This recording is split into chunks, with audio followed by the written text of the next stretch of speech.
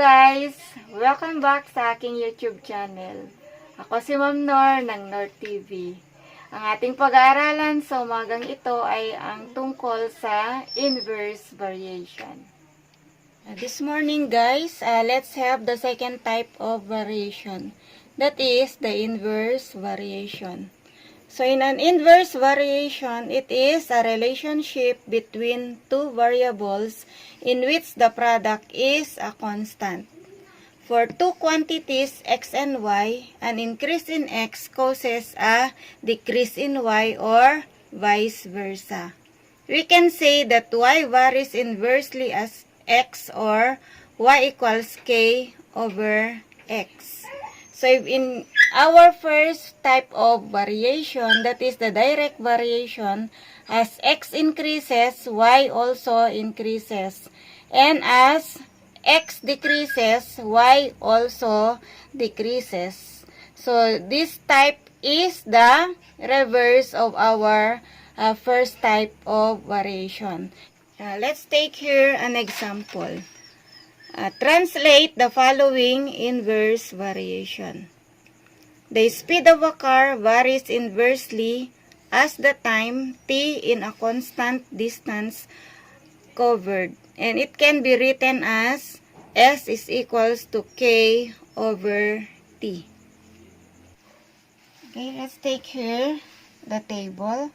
And that is, the table below shows that with the same distance covered, the time to travel may vary depending on how fast a car is. So that is, we have here the speed, that is S, and the time, which is T.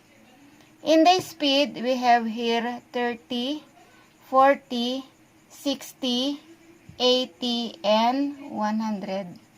And with the time, we have 8, 6, 4, 3, and 2.4. For a speed of 30, the time is 8.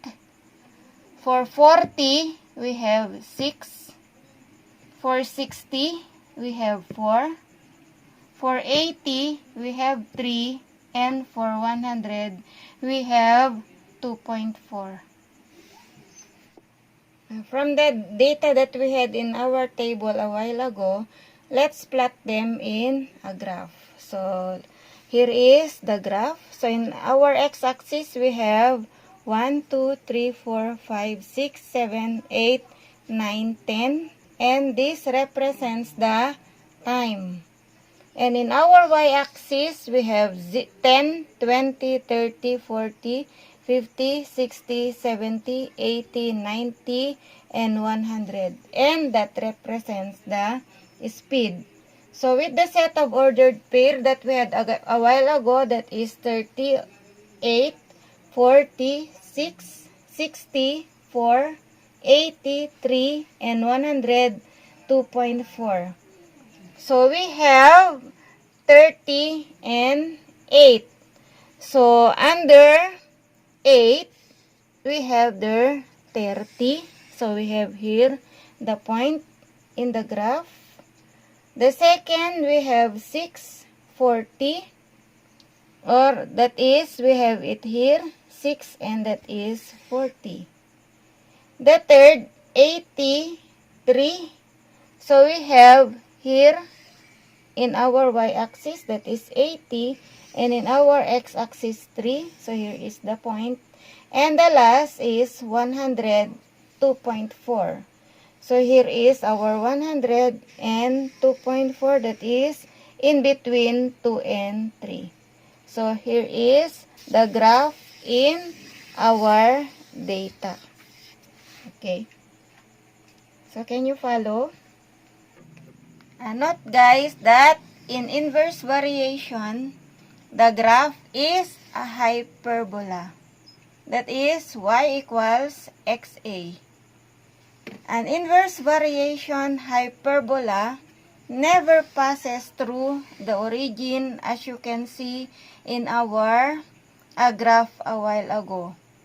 It is above the origin. And this shows that the faster you drive, the lesser time will it take you to reach your destination. That's all for today, class. I hope that you enjoyed our lesson since it is very easy to understand. And additional knowledge is again inculcated into your minds. Till next time again.